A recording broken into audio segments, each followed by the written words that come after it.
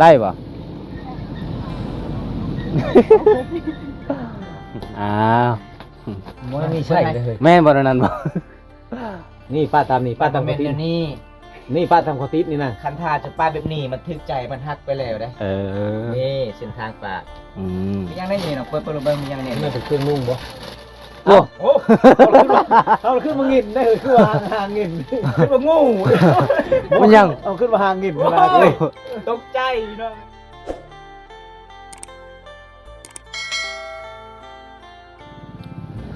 สบายดีแล้วก็สวัสดี14เบิดทุกท่านทุกคนมื้อนี้บ่วงก็ได้เดินทางไปสู่หมู่บ้านพุ่นวงมีคือเก่าทุกคนมื้อนี้มากับทีมงานครบทีมงานทุกคนเลยจะได้ก็ฝากไว้ติดตามนะครับส่วนร่วมกันจะได้ก็ขอขอบใจอายใหญ่จากฝั่งไทยที่ฝากของให้เซาไปคือเก่าทุกคนอายเพิ่นฝากมื้อนั้นแหละแต่ว่าบ่วงก็แบบว่าถือบ่หมดมันเป็นกล่องใหญ่ทุกคนรถมอเตอร์ไซค์ก็ถือแต่2กล่อง วงก็เลยมาหอมนี่กะหมดแล้วทุกคนเลยจะได้กะขอขอบใจหลายๆแล้วก็ฝากไปติดตามรับชมคลิปซาวไปทุกคนผู้ใดเข้ามาแล้วกะฝากกดไลค์กดแชร์กดติดตามส่องบวงมื้อนี้กะมากับทีมงานคือเก่าสบายดีบ่ดง โดยสบายดี มามื้อนี้เป็นยังไง ฮ้อนเมื่อย ห่อนเมื่อยเนาะ แม่ อืม ไปหาผู้สาวมื้อนี้ก็เมื่อยไปแต่ละมื้อกะคือมื้อนี้สิได้พ่อน้องอยู่เหือนบ่เนาะ อ๋อโดยจังได้กะ14บวงกับฝากไปติดตามซ่องบ่าวดงสวรรค์บ่ ให้เด้อโดยดงเปล่าดงเผามังกร บ่าวดงพามังกรเนาะเปลี่ยนใหม่เลย บ่ว่าเก่าเลย อ๋อโอเคทุกคนจะได้กับฝากไปติดตามส่องเบาดงหากเฮ็ดส่องใหม่ๆทุกคนแล้วก็ไปกับบวงแล้วก็ทีมงานพุ่นทีมงานเบาบุญตาแล้วก็เคยตะโอ้ยแกวิไลเคยตะโอ้ยทุกคนนี่ก็คือเป็นกองใหญ่เลยน้ำหนักกับ10 โลเพราะว่ารถมอเตอร์ไซค์มันก็ใส่บ่ได้ใส่ได้กองเดียวมา2 คนนี่คนสวยมาแล้ว สบายดีเด้อสบายมื้อนี้จะบ่ได้ไปใส่บ่ฮะอยู่เพื่อนโอ้อีพ่อไอ้แม่เจ้าก็ไปใส่ไปให้คือเก่าเนาะอีพ่อไอ้แม่เจ้าน่ะไปเฮ็ดหยังอยู่ให้บ่ฮู้อืมเจ้าบ่ได้ออกมื้อนี้เนาะจะสิไปใส่คือว่าบ่ออกให้อยู่เพื่อนพักผ่อนเนาะเป็นยังไงมื้อนั้นได้ไปบ่กินหงะนะ ไป จักโมงจะไปนะ5 โมงโอ้ยพ่อจะบ่เมาเหรอ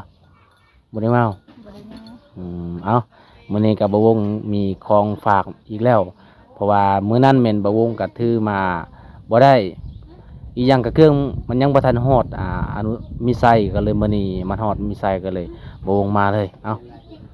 เจ้าเจ็ดจังไดแบกบ่เบาๆได้นี่นะบ่หนักคือมื้อนั้น บ่ได้นั่ง เอา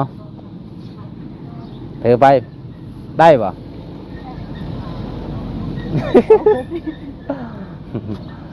เอาทุกคนตอนนี้ก็ให้น้องเอาขึ้นเอาเครื่องขึ้นวันนี้ห้ามเลยผู้บ่าวสบายดีผู้บ่าว มาเมียเออ ตัวฮับก่อนเมียเอ้ยโอ้ยแพนเจ้ามาบ่ เจอทีมงานตลกอีกแล้วทุกคนไปอะไรกับบาวงก็จะขออนุญาตบัตรคำขึ้นเหือนสาวไปก่อนทุกคน เจ้ามาที่ผมมาไปใช้ โอ้ยนี่มาพบเอาพอกับทีมงานคือเก่าสบายดีเด้อบาวบุญตา สวัสดีครับบันส่วน บัน FC ส่วน บ่วงวันนี้เฮามาก่อนมารับเครื่องให้น้องอยู่ผู้เดียวเหงา แม่น เลยทีมงานมาตำลังจะได้เฮาก็ไปทำบุญร่วมกัน แม่น สบายดี สบายดี มื้อนี้เป็นยังไงรู้สึกมีผู้ใหญ่ใจดีพาเครื่องมาให้ทีมงานเฮาเป็นยังไงน้องดีใจบ่มีหยังแน่อยู่ในนี่บ่ฮู้เลย โอ้โห คันทาบ่ฮู้ก็คือให้น้องเปิดได้บ่ เปิดได้ปะ เปิดได้ทายเห็นหัวใจคือเอาไปเลย นี่ เปิดมันด้วยเอาเปิดเบิ่งเปิดแล้วเบิ่งน้องมีหยังแน่อยู่ในนี่ เปิดจังได้เลย เปิดบ่ได้บ่เอามีดเปิดก่อน เอามีดครับเอามีดกับเปิดบ่ได้เพราะว่าเขาเจ้านี่ใส่ยางข้างนี้ทุกคนเลย เขาพากมาทางไหนนี่บ่วง ฝากมาแต่ บ่น่ะเขาพาก มีไซ ไม่ใช่ แมน เมื่อน่ะมัน FC เฮาบ่เว้าภาคบ่ได้เลยเขาจะฝากเครื่องมาให้ชาวดานะ เอา มีใช่เนาะ นี่เจาะนี่ ไม่คุมเถอะเนาะ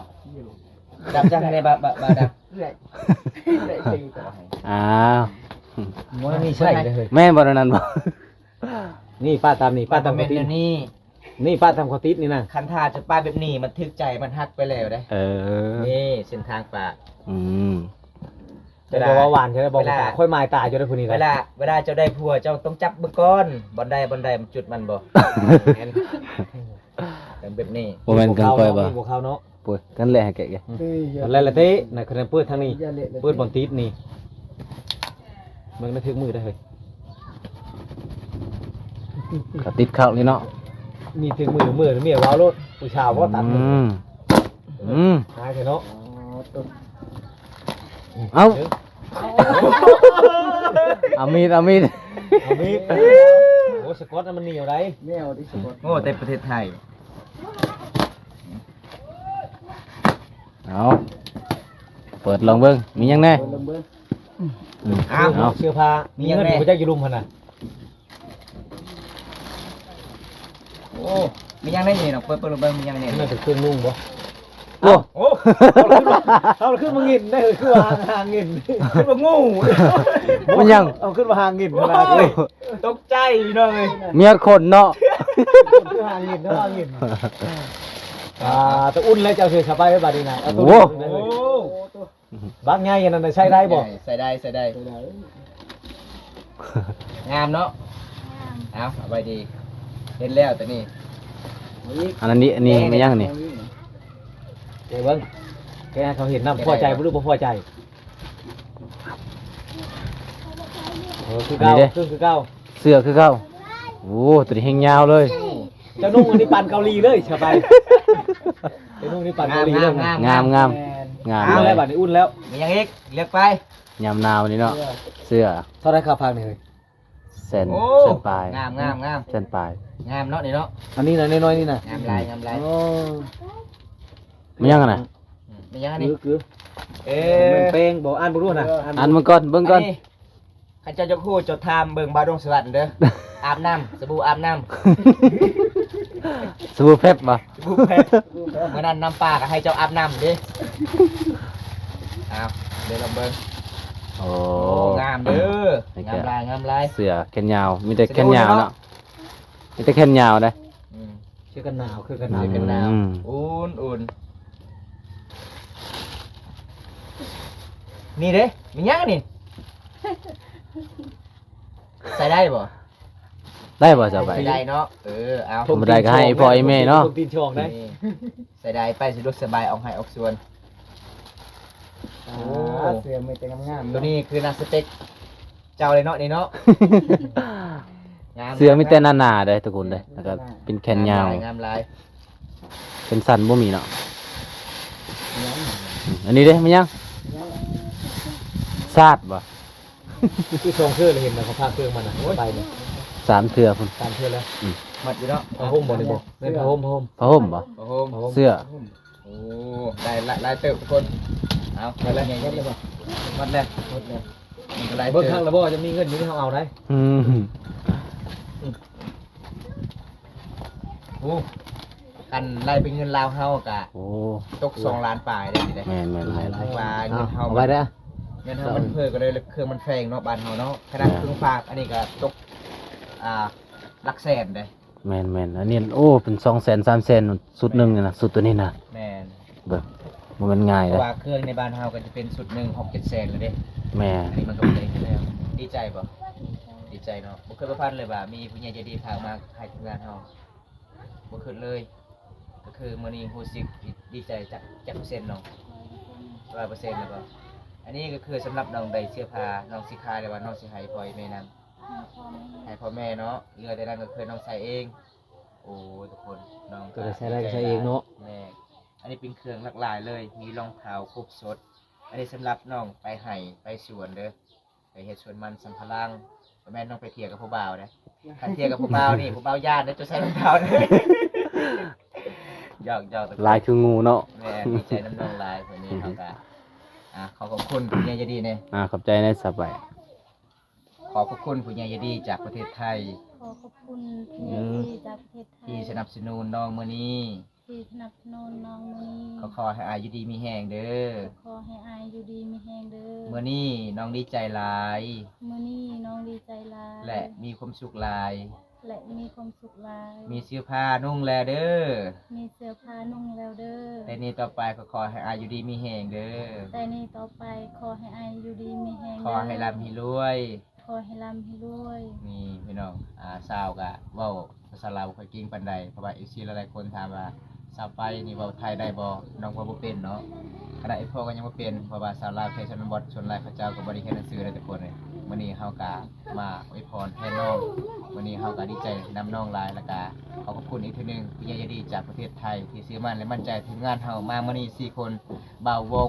บ่าวเกวไลเคยตัวบ่าวดงสวรรค์แล้วก็บ่าวตา 4 คนเฮาบ่ทิ้งบ่ปะกันพี่น้องซอยกันไปซอยกันเฮ็ดบ่ว่าจะเป็นไกลทางใดเฮาก็ต้องเดินทางต่อต้องสู้เพื่อ FC ให้จุดใหม่ใต้ทางจุดฮอดพี่น้องเกินของน้องได้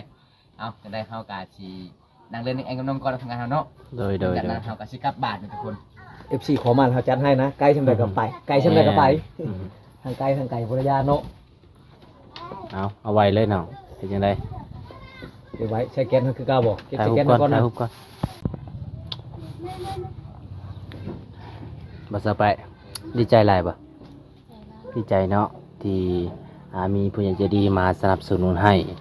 แล้วก็เห็นน้องบ่มีเสื้อผ้าก็เลยมื้อนี้ก็ได้เสื้อผ้านุ่งเลยเนาะได้นุ่งอยู่บ่เครื่องแต่เพิ่นฝากให้ได้นุ่งอยู่บ่นุ่งเนาะสุดตัวได้จะนุ่งน่ะสีหยังจะมักแบบใดก็มักอ๋อ แสดงว่าเจ้าบ่เลือกเนาะ ผู้บ่าวฟังไทยฟังลาวฟังบรูก็มักหมด เอาทุกคนเลยก็ให้สิให้น้องไว้เลยเอาไว้เลยเนาะ เก็บไว้เลย ใช้แก๊สมันไว้คือเก่า ใส่เก็ต แรกจะ มื้อนี้ก็ ไปนุ่งโชว์ผู้บ่าว มีผู้บ่าวมาเล่นกันนุ่งเครื่องไม้อ้างคารถ แม่น ถ้าผู้บ่าวเว้ามักจะได้เจ้าเว้ารถวันนี้คนมีคนมันหมายแล้ว อืม เอาพาเครื่องมาให้ค่อย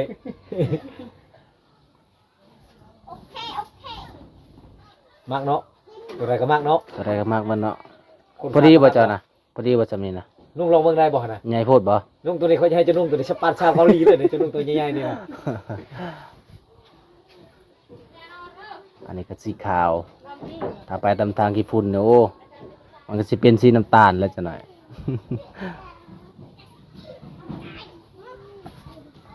มีเกลือกับเป็นนุ่งบ่กินนี่นะ ใส่เกลืออีกหน่อยเด้ อันนี้แสดง ตัว ว่า นั้นเป็น วั นุ่ น งตัว นี้ นั้น เนาะ เบิ่งหน้ามาผมดูทรงนั้นน่ะบ่มองบ้าง ใส่ เป็นนุ่งตัวนี้นะ โลนึงนั่นเนาะน้ำหนัก อันนี้คือ นี่หยังวะผงชูรสแท้เลยผงชูรสกับ เกลือบริโภค ไทยชูร เสริ ส มไอโอดีน 1 กิโลกรัม อันนี้ก็1 โลเนาะ เกลือตัวนี้มันบอกเกลือไทยนี่เป็นเม็ดน้อยเนาะ เม็ดน้อย เนาะเนี่ย เกลือนี่เด้น้ำตาลนี่ เอาไปใช้ก่อนเช้านี่น้ำตาลเบาดงนี่น้ำตาลเอาไปใช้ให้ต้มหวานเลยเจ้านี่มันจะต้มเข้มเลยเจ้าจะเฮ็ดอะไรอีก ไทยสุรสเนาะสุรสเนาะ นัวนั่น ไทยสุรส1 กิโลกรัม ตราตรายังเกินนี่ตราชาติบ่ ถึงบ่ อ่านหนังสือไทยบ่ค่อยออก จะไปมันจะให้กินมื้อแรกก็ใช้รถเด้อถุงหนึงเด้อ อืม ใช้มื้อนี่เกลือนี่ก็เป็นนู่นใช้มื้อเดียวใช้บาทเดียวเลย บ่ซอไป เกลือที่ไอเพิ่นฝากมื้อนั้นกับเกลือบ้านเฮาเนี่ยตัวได้เค็มกว่า เดี๋ยวเข้มคือกันแล้ว สำคัญบ่ เออ เห็นว่าตัวนี้เฮาใส่ในอยหนึงมันก็เค็ม แต่ว่าเกลือเฮาน่ะต้องใส่หลายแล้วจึงเค็มเด้ใส่แกงใส่หยัง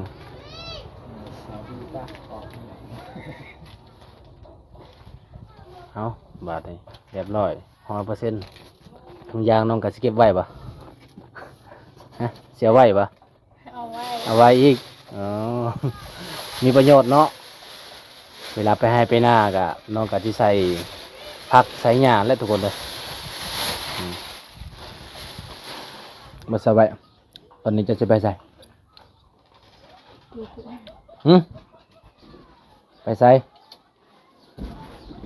ไปหากิน ไปหากินอ๋อ ไปหาปลา หาปลาอืมอยู่ซี่แล้วอยู่ห้วย อยู่ห้วยหยัง ปีน ห้วยสปริง อืม อ๋อมีปลาลายบ่ฮะบ่มีสิเอาหยังหาเอามองเอาแห่ฮะบ่ฮู้ หรือว่าสิเอาสรุงไปกันบ่ฮู้แล้วสิเอาปลาจังได๋แหละงมเอาบ่เบิ่งทุกคนเด้อสาไปว่าสิงมเอา จังโมงจะสิไปน้อง บ่ฮู้ บ่ฮู้ท้าผู้ใดตอนนี้น่ะ ทามุ ท้าสาวซิ่วสาวซิ่วบ่ ใช่ชื่อสาว เศร้า สาวเศร้ากินนี่สาวเศร้าเนาะสาวซิ่วไปใส่ ๆอยู่เพื่อน อยู่เฮือนมื้อนี้ก็ตามติดวิถีชีวิตน้องทุกคนเลยเพราะว่าน้องหากินจังใดกินจังใดเพื่อสิได้อาหารกิน ประมาณ1 โมงก็ไปเนาะ1 โมงแล้วบ่ตอนนี้นะตอนนี้จะกินข้าวแล้วบ่น้อง ยัง ยังอ๋อก็คือสิออกปลานี่ก็จะกินข้าวปลาเลยเนาะถือข้าวไปพร้อมบ่ถือบ่ถืออ๋อแสดงว่าเจ้ากินข้าวในมื้อหนึงนี่2 เทื่อบ่ตอนเช้ากับตอนแลงอ๋อสมพอจึงงามเนาะลดทุน หุ่นน้องดีแต่ทุกคนเลยเบิ่งนะพอดีบ่ได้อวบแล้วก็บ่ได้ตุ้ยพอดีงาม พอดีกอด แม่น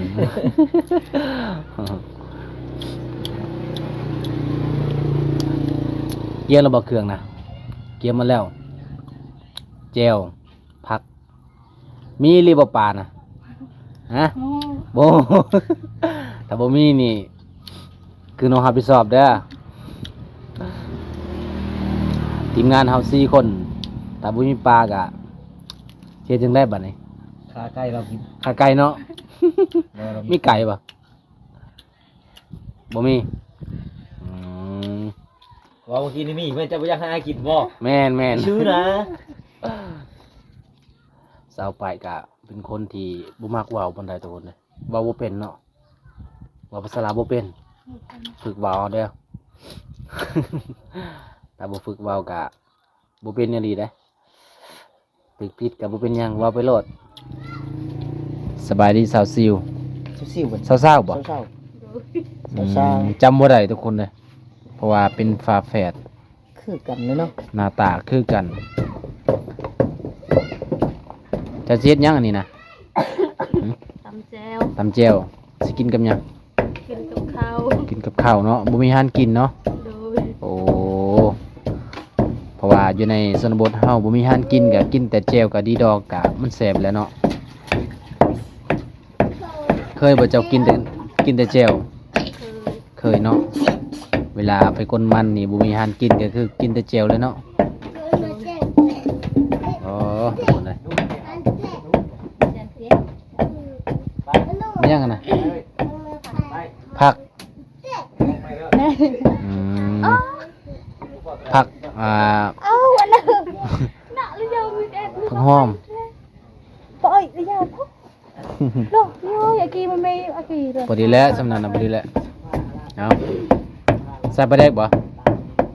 ใส่บ่ปลาแดกบ่ใส่อ๋อยันบ่ดงบ่กินน่ะนะ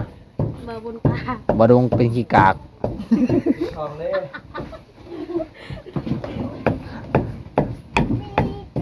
เอาพอดีแล้วสำนี้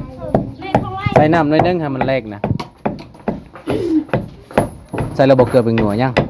ยัง อืมเอาตามเข้าไปทุกคนวันนี้ก็จะได้กินบ่มีอาหารกินเด้อบ่มีอาหารกินแล้วก็กินแต่แจ่วกินข้าวกับแจ่วก็แล้วถ้าว่ามีอาหารกินน่ะกินกับอาหาร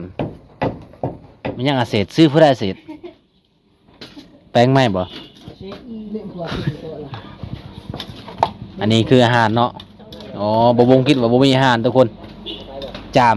ไม่เท่าไรนี่สะไป2,000โอ้จังไหม1 2 3 4 5 6 7 8 10ปลายพันปลากระป๋องพร้อมปลากระป๋องไอ้ฟังไทยเนาะนี่เนาะแม่นบ่บ่แม่น แม่น 3 เม็ดครัวอร่อยบ่3 เม็ดป๋อง1 13โอ้เอาไปบัดนี้